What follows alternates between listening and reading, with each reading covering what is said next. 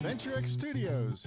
It's JP, Kathy, and the crew. All right, good morning. It is Monday morning, and as you can see, we already have our resident expert on family healthcare, Dr. Norm Clothier with Family Healthcare and Associates. His office is right there in Richardson, Texas. They still call that Richardson, right? Yeah, it hasn't changed names at all. So the state hasn't redistricted you yet? For years. That what? The state hasn't redistricted you out of Richardson yet? No, not yet. It's kind of amazing how some cities and municipalities kind of maintain intact, even if I'm in them. So go figure that. Yeah, it's kind of incredible. Actually, we are at a unique spot here because our south end of our parking lot is the division of Collin County to Dallas County, and then the north end of our parking lot is the division between Richardson and Plano. So you are correct that, if you didn't just know that Richardson means Richardson, that, it's kind of hard to define. So then you could really decide how you feel that day. If you want to be in Dallas that day or Collin that day or Plano or Richardson. I tell you, during the height of the pandemic, I never walked past the south end of the parking lot because restrictions were a lot tighter in Dallas County. You're a wise man, Dr. Collin County. So very wise man. Yeah. Talking about wise man, COVID-19 is coming back around again. We're hearing warnings issued by the government. We're hearing politicians talk about it again. Let's go to the doctors, shall we? Dr. Clothier, what do we know about the new variant and what should we do? Well, first of all, I want to say that all viruses mutate, and I find it surprising that there's mutation. We've talked about that before. That's what viruses do. They use a host to replicate, and that host in this virus happens to be a human. And then once it replicates and, kind of can be spewed out in particles or into the air, then the next host, it may or may not fit just right, so it'll kind of tend to mutate. And so there's always a widespread amount of mutation, and there's nothing odd about that. I want to emphasize this doesn't mean it's engineered differently. It doesn't mean it's weaponized. It doesn't mean it's, wasn't real last year and is real this year or whatever. I hear all kinds of strange comments and questions about that. But the flu virus has different strains every year, and that's why we have a different flu shot each year. And the common cold, you've often heard the oft-used phrase, we've never found a cure for the common cold. And the reason is it mutates every year or every few months. And, there are a ton of strains, many of which are, by the way, coronaviruses. And so this coronavirus 19, of course, has been called the novel coronavirus because it was new to the human group. And that's why no one had adequate immunity against it prior to either infection and then immunity, which we don't know how long that lasts, or to the vaccine and then immunity, and we don't know how long that lasts because nobody can project 10, 20, 30, 40 years into the future. So just like there's an annual flu shot, there probably almost certainly, and we talked about before too, will be a booster series on COVID. I think we've all kind of predicted there will be a combination COVID and flu shot probably in about 3 years.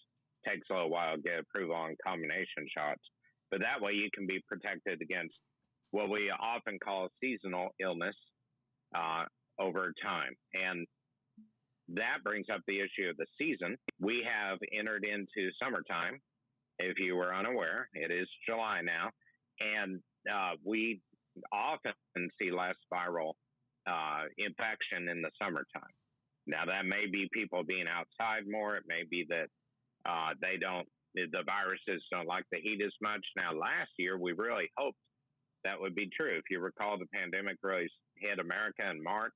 We hoped by June or July there'd be nearly no infection, and it kind of died down. It did not. The reason seems to be because it was a novel virus to the human race, and so humans just didn't have an immune response that was adequate for it. A lot of people got sick, and a lot of people died. A lot of people have so-called long COVID or, an extended range of COVID symptoms over time. And so with the vaccine, we have seen less infection.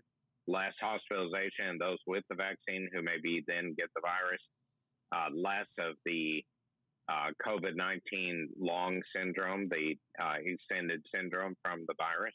And so if you've been immunized, I think that is fantastic. And if you have not, I would encourage you to. It's readily available. It's all over the place. There's really no reason to not get it at this point. If you desire to get it, it's really just for the people who just desire not to, that aren't, mainly the ones not getting it.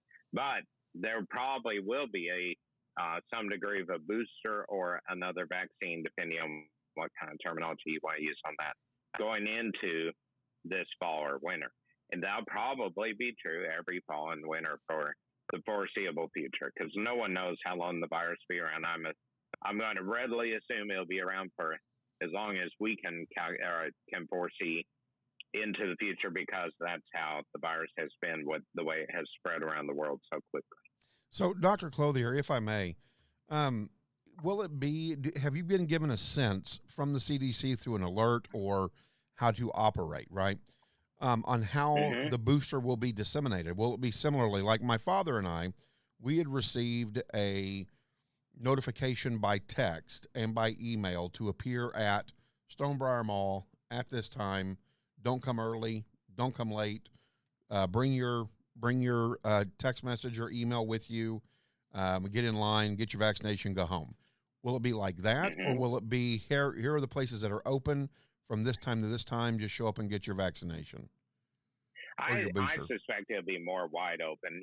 Early there were appointments and specific times because everyone was learning how to get the vaccine. And initially we had to have, back when I got mine, the Pfizer vaccine, with the first one, they gave me a window of time 3 weeks later to get the second one, or else, or I'd be hunted down by the assassination squad again, which is really unfortunate. But good movie though. But I was able to get my shot. What's that? Good movie though. Yeah. Oh, absolutely. Yeah. I can't wait for it to be released, But anyway,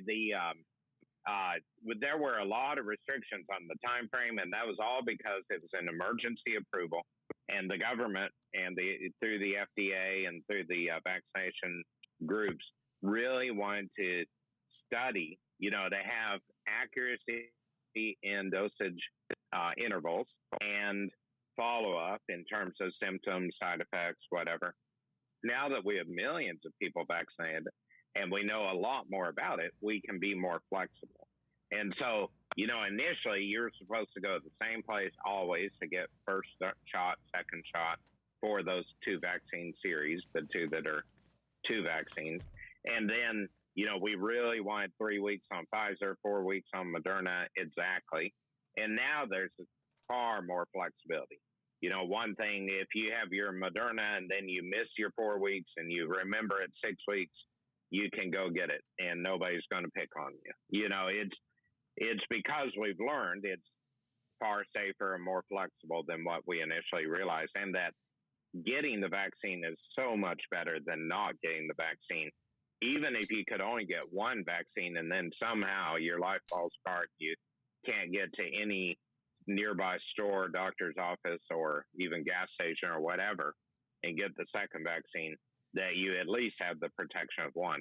So I believe when the vaccine booster comes around, I think it'll just be spread all over the place again. I think it'll be at pharmacies, groceries, other stores, other sites, churches. Our church has been giving out the vaccine.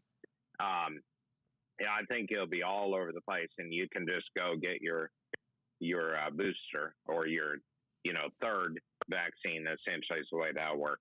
Much like the flu shot. You can if you think back to when employers had employees at their place of business, they would bring in people to do the flu shot, or churches did it, pharmacies, doctors' offices, obviously health department. It's all over the place. Flu shot clinics here and there would pop up to where you could do drive-through flu shots, is what used to be talked about before the COVID shot being a drive-through COVID shot. And so all these things are normal in the realm of immunization. And I just want to speak for a moment about those who still have conspiracy theories, fears. They know better than anyone in medical science about the vaccine, for instance, or about the virus. I'm shocked still how many experts come into my office to inform me about the virus and the vaccine and all the things they know that other people don't know. They have special knowledge. And I just want to address that I remember when I was a child, when we rode around in cars, nobody knew what a seatbelt was. I believe our first car that had a seatbelt was the 1973 model, and it had lap belts.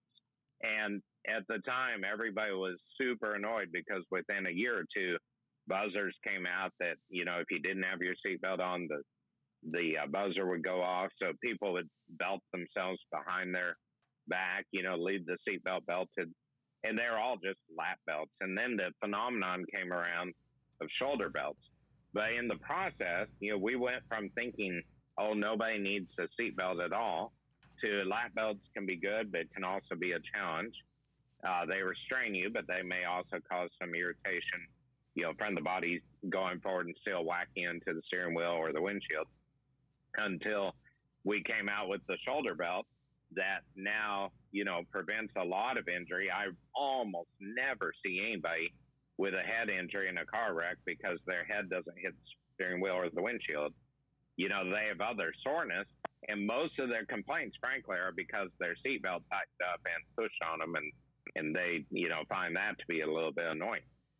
That is nothing compared to head injuries, split forehead, fractured skull, fractured sinuses, death. Those things that happen in car wrecks when you aren't restrained. Or thrown from your car. Yeah, exactly. When you're thrown from the car, you usually are dead or paralyzed or brain dead. I mean, that's the usual outcome on that. And so over time, I think we've all learned, hey, seatbelts help. Now there's that phenomenon. There's almost like competition for more airbags to help protect people. You got your side airbag, you got your head airbag, front airbag. And, sometimes people complain. I've kind of had people come in and say, oh, I had this wreck. I whacked into, whatever it was, a post, and my stupid airbag went off. And I think, well, that's because it's there to save your life. And I think that we have a similar phenomenon going on with the vaccine. I think some people just cannot handle that thought of let's be safe. And, it's new. Sure, the virus is new too. And, I think when we look at vehicular safety and the 120 deaths a day in America, that actually has come down even with more cars because of safety restraints. And, all those things may irritate and annoy people. I have people occasionally come in and say, well, I need a note saying I don't have to wear a seatbelt because, it rubs on my shoulder and makes it a little bit itchy or whatever. And I always say no, because if they're in a bad wreck, that seatbelt's going to save their life. And that shoulder irritation is going to seem like nothing in comparison. And I think we're going to reach that point with the vaccine. I think people will realize, it was a little sore for a day. I had to stand in line for 4 minutes, and, I had to wait 15 minutes and be observed after. And we're going to start thinking, boy, that 19 minutes is a whole lot better than 19 days in ICU somewhere because of the infection from COVID, and maybe long-term heart damage, kidney damage, lung transplant need, for instance, from having COVID, the infection. So I think we all have got to come to peace over time with the fact that medical science really is not political. It's the virus is also not political, as far as I can tell. It infects liberals as often as conservatives, Republicans as often as Democrats, libertarians as often as independents. And, I think we have to come to peace with the fact that this is not a U.S. government conspiracy. This is a worldwide pandemic. And I think we really need to realize that the vaccine is an amazing response to this crisis that I think has already begun to save lives. Now, with the variants, like the Delta variant gets the most talk. There are 5 variants that are known right now. The Delta variant has hit America. from India. That's an international deal. That's not U.S. government bringing it in to infect the people. And it is, it seems to be very contagious, especially in younger people. Now, part of that may be a lot of our more mature population has been vaccinated. The vaccine does seem to be very effective against the Delta variant, but the Delta variant doesn't necessarily make you sicker. It's just a new strain. So if you had the infection, if you had COVID-19 before we knew about the variants and this variant, then you may still get the Delta variant and have another round of a COVID illness. That puts you at risk of damage to organs and such, and death. So it's not necessarily a worse infection, but it's a different strain, and that's why there are things like vaccines and boosters to keep the immunity up against these mutations. So the Delta mutation is the current one that is, ravaging through a number of countries and beginning to get into America. Saw an article this morning that Missouri has a new high number of hospitalizations. Missouri is in the middle of the U.S. It is, not that far from here. There are a lot of infections, and it seems to be, as much as anything, it's almost all unvaccinated people gain it and gain hospitalized. And it's from some degree of protection fatigue. People have begun to get together in groups indoors, spend time, share air particles, share spittle, whether they want to or not, because it's in the air from people with the infection, and then they get the infection. So be careful, get your immunization, still be smart about hand washing, and some degree of social distancing is proper still. Those are all lessons we've learned. We've seen a decrease in infections in general because of all this, and I think we just have to keep up our guard. All right. Well, Dr. Clothier, sounds good. It is now 7:51, so I'm kicking you off the show. Thank you, Dr. Clothier. Well, Have a blessed week. week. The discipline there. Yeah, certainly. Thank you. We follow directions well sometimes. Well, be respectful of others' times. That's what I believe. I appreciate that. Thank you so much, Dr. Clothier. Have a blessed day. We'll see you next Monday, Dr. Clothier. All right. Very That good. was good information. That's interesting about Missouri. I was there for 2 layovers, one on Friday, one yesterday. But at the airport, everybody's masked up, all that kind of stuff. So that kind of makes me a little nervous. Luckily they were less than an hour layovers. So Have there you you been able go. to get the vaccination yet? No, not yet, because remember, I'm waiting to go to my new doctor in August to see what they say about allergic reactions, all that kind of stuff. And I want to have it done in my new doctor's office while they wait. Now, I've got family who have gotten it. Most of them, the worst it's been has been after the second vaccine has been tiredness, kind of fluish-like symptoms. I want to talk to my new doctor because the new doctor is also going to be putting me on new blood pressure medicine and checking some other things out. And so, better safe than sorry, with my lungs, big fear and so I've got to basically the pre-conversations have been, we've got to weigh out your risks of, if you get it, what are the chances of your lungs with scar tissue from bronchitis for all these years and a couple of bouts of pretty bad pneumonia. No, I'm not a smoker. My brother has clear lungs and he's a smoker. Go figure. Anyways, it's one of those things that I've got to weigh the risks to the risk of a shot and a reaction from that because of my allergies in my past and current, and then also, getting it. And especially with the new strain coming through. At first I was like, I'm good. And, I really didn't have any desire to get it. But when the new strain talk started coming around, I thought, you know what? I've got to talk to my new doctor about this. So this is one of the serious conversations that we're going to have in August. And we'll see. But I know you've got it. Like I said, I've got, Yes, I do. My dad does. Quite a few family members who were very, very, very, very, very, very, very, very, very, very against it. Like you said, there's a lot of folks, a lot of stuff out there that you get concerned about. And, but they've said, you know what? I wanted to go back to church and not worry when I don't have a mask that I can sing. and I don't have to worry about it, and I think it's kind of a peace of mind. I was tired of smelling my own breath. Oh. Coffee breath is not good. I'm just going to let you know. Well, and it's funny because Cleo Marchese, we had this conversation with her early on in the pandemic. Is my breath really this bad all the time? And like for my whole adult life, nobody's told me. I took off the mask that I'd worn in the airport and on the airplane all Friday and all Sunday when I traveled. Oh gosh, John, I took one whiff of that. I threw that bad boy away. I was like, oh, this is real bad. Yeah. This is really bad. Yeah, and so I said, I don't, coffee breath is not my thing. Well, otherwise I'm okay. It's coffee breath. Coffee breath would have been okay with me. Mine's like sinus breath or something bad. Oh. I'm like, I floss obsessively. I brush obsessively. I use mouthwash. I use little mints. I mean, I just had a little mint in my mouth just now when I started talking. So I'm like, what crawled inside of me and died? Well, and we could ask the same thing about what happens on airplanes. And speaking about airplanes, you just got back.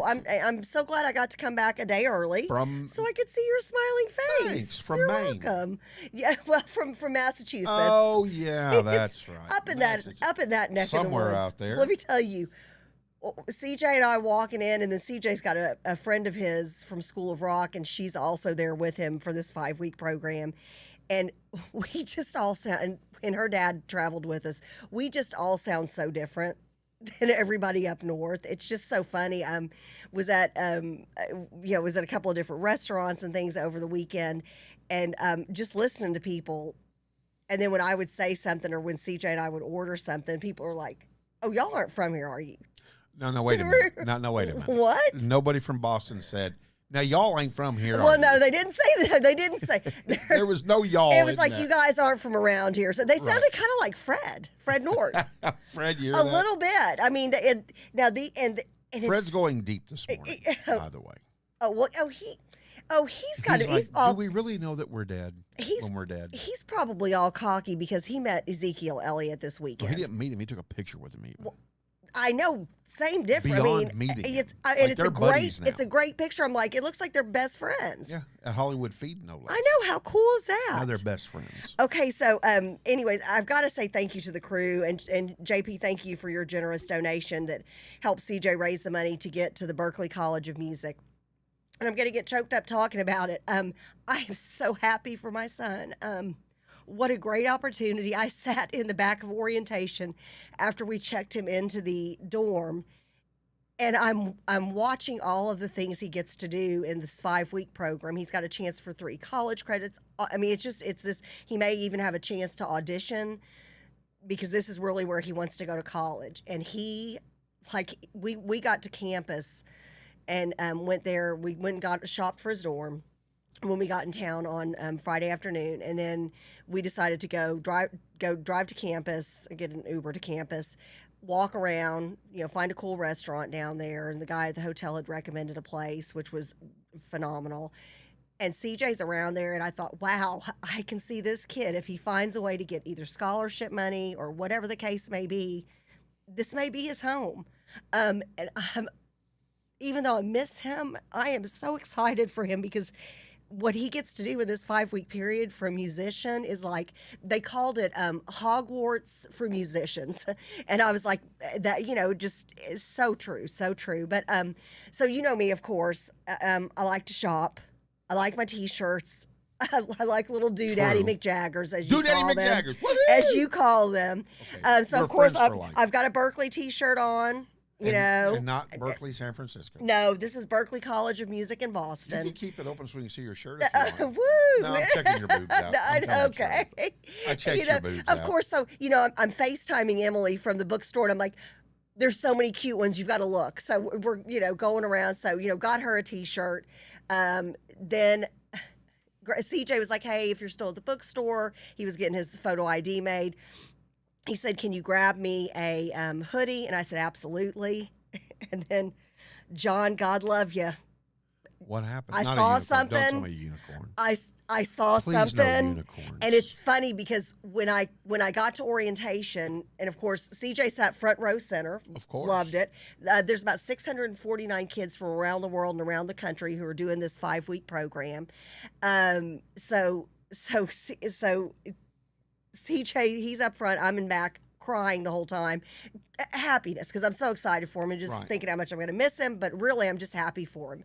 And so after orientation, when I was telling him goodbye, I was like, we've got your sweatshirt. And I said, and CJ, I had to do it. And he actually thought it was funny, which I'm like, oh, I've got some hip points. Because usually my mom jokes with both kids just fall flat. It's like, oh, it's like worse than a non-reaction. It's like, oh, okay, she just said that, really? But I said, CJ, I saw this and I thought of JP and I had to bring it in to have with me on the show during the next 5 weeks. Oh. What Yep. is it? It's a little Is it a bitty hippo?